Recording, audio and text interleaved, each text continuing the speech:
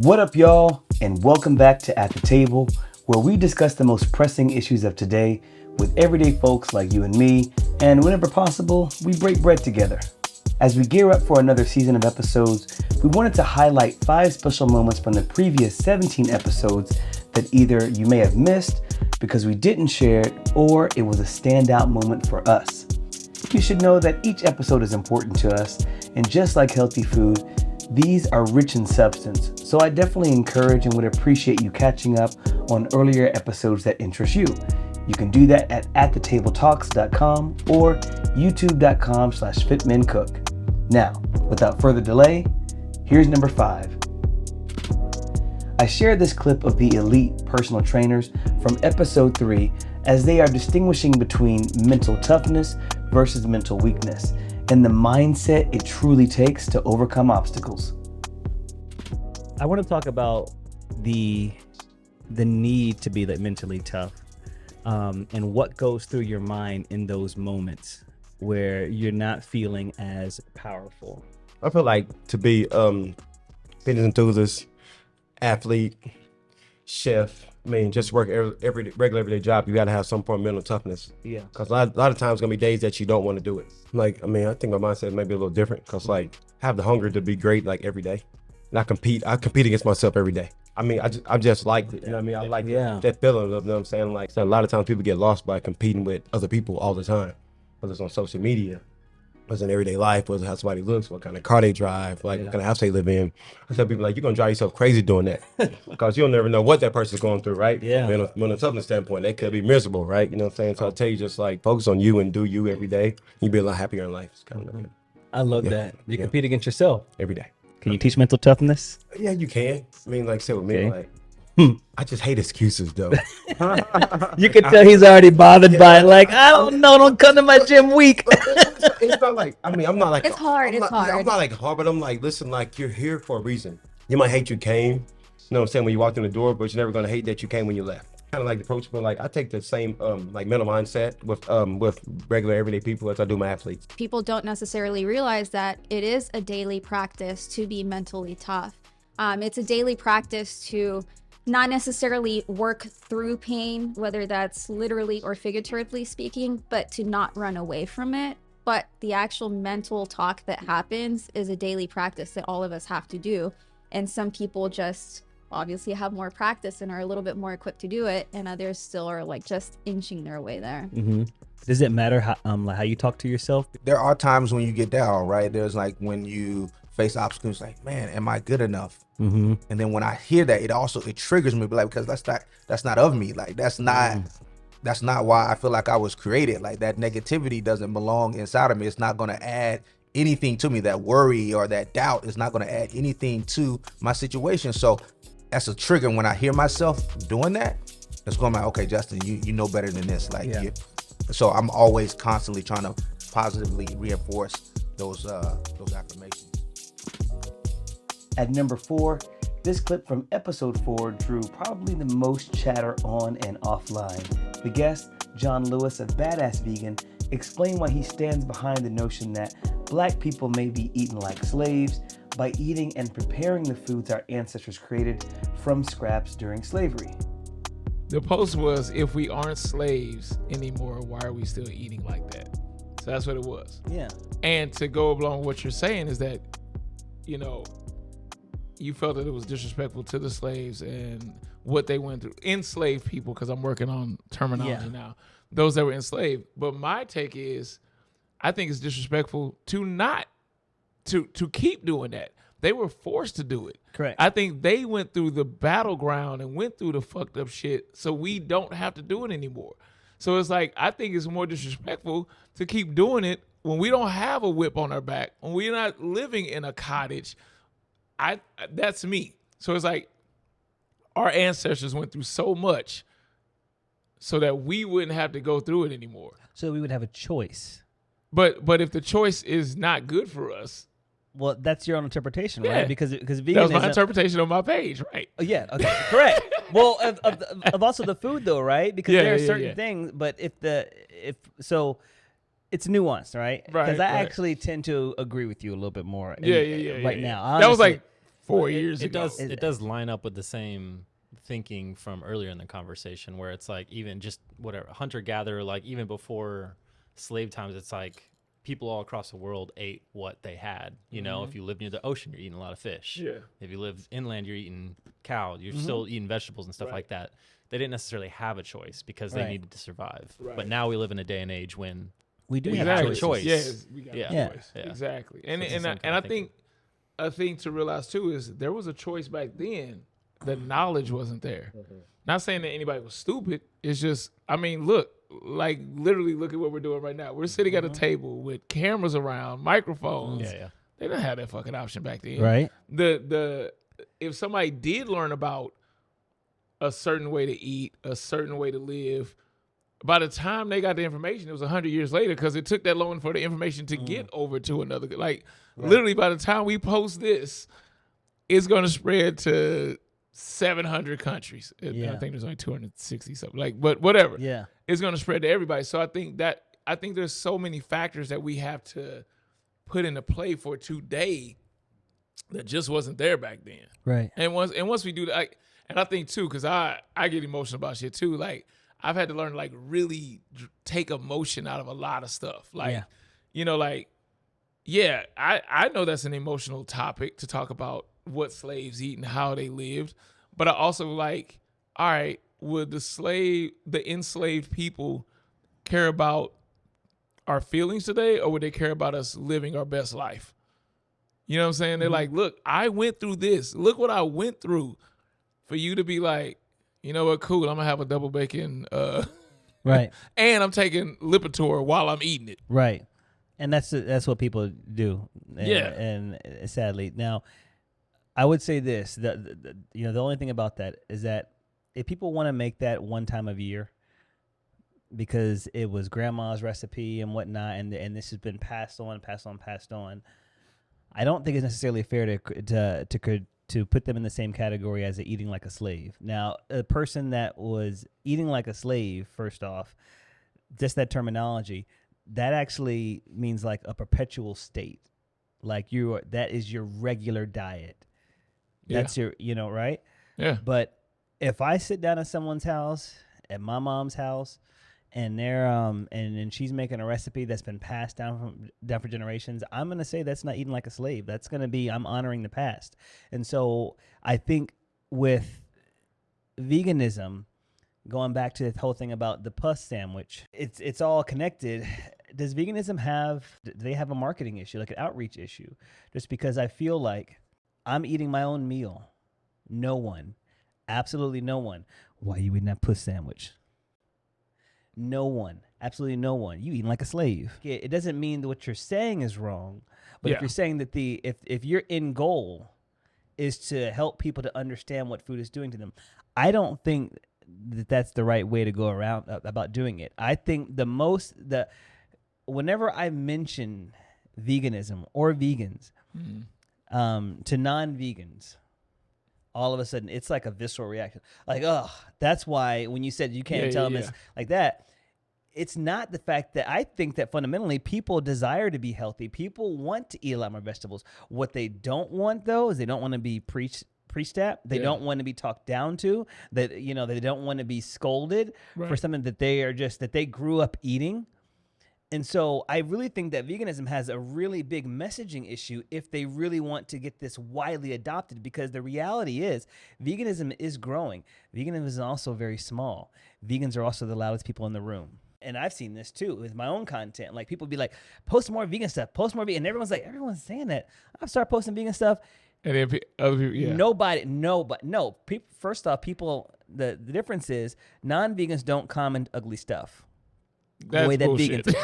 vegans on your page. Okay. Well, on his page. Okay, we're gonna come back to that. I purposely want to go and troll him because of stuff he be posting, but they don't really do that, all right? And all of a sudden I'm like, well, where's all this enthusiasm coming from? And it hits me. Vegans are the loudest people. It represents they're a smaller minority, but they look like 80. Well, they look like 51% of the population. Right. Yeah. When they're really 10, less than that. At number 3, Episode 11 was less about a restrictive diet like OMAD and more so about how a 50-year-old man transformed his health and then formed his new passion to inspire others to try fasting. This clip really resonated with me because he was the first to introduce the notion of not making a dietary preference so restrictive that it becomes religion more than anything else. I tell people when they ask me about diets like OMAD, you want to make sure that it complements your lifestyle. Yes. So if someone is really social, they're going out and they like the happy hours, they like to talk and stuff like, with friends and hang out with family, it may not be something that complements their lifestyle. Have you ever experienced something where the OMAD philosophy or the OMAD approach has been a little bit challenging? No. Okay. Because Tell me about it. Because it's not a religion for me. Okay. I'm not fasting because I'm trying to connect to a higher power. Fasting for health, right? Can I just pause for a second? That was a big bar that you said. I'm not sure, it's not religion for me. I think that's where that's the part that a dietitian or, like many of them kind of deal with clients on, that it's about like your lifestyle almost to the point it's your identity. And when it's your identity, then those things, like you start to have the condemnation about changing things up or eating outside of that. And so that is, I've never heard anybody say that ever. Yeah. So I just wanted to just point that out. That was a really big bar. No, it's not a religion. Fasting and OMAD is part of my lifestyle, but it's not my lifestyle. My lifestyle is feeling good, looking good, and being good, So if a birthday party comes up, if you call me and say, hey, dude, I'm cooking up some oxtails, and I've been dedicated to OMAD for a week. Why wouldn't I say today I'm off? Today is a day of enjoying friends because I'm absorbing good energy. Yeah. I'm hanging out with Kev. I'm hanging out with these guys here and having a good time. So it's not per se something I do because it's hardcore. I'm sticking to it. This is my lifestyle. It's the way and the only way. No, it's a tool. Right. Fasting is a tool. So I look at it, I have that approach. If I were to give you a percentage, I'm probably OMAD 80%, 85% of the time. Okay. Birthdays, situations come up. I make adjustments. I might eat 2 meals a day. I'm always fasting. Every day I do fast. I believe I allow my body time to heal up, digest, and use up. And it's kind of goes back to what you said earlier about just that competition. I can see that now. I didn't see that before, but once you were talking, I was like, oh, this is like a sport. Yes. The game is like, because it's almost like a strategy too. Yeah. Because you also have to set the time of the day that you feel like is going to be best for you to go ahead and eat. And so the rest of it is like, all right, how can I keep myself occupied and doing other stuff before I can get to this window of time? But I also had to keep myself hydrated and whatnot. So it is, I mean, it is. Found something that's sustainable, because before you mentioned there was lots of like yo-yo up and trying different things. It's not working out. And this sounds like it's something that, you got a point. Even if you get off for a week because you go on vacation, you could jump back on. Yeah, absolutely. You guys are right. I never thought about that. And hearing you talk is almost like each day was a win. At number 2, this was undoubtedly one of my favorite episodes because it deals with an issue dear to my heart: food insecurity and access. In this clip, Luke Elzinga from Iowa Hunger Coalition outlines the economic benefits of supporting assistance programs like SNAP. Something you don't hear today.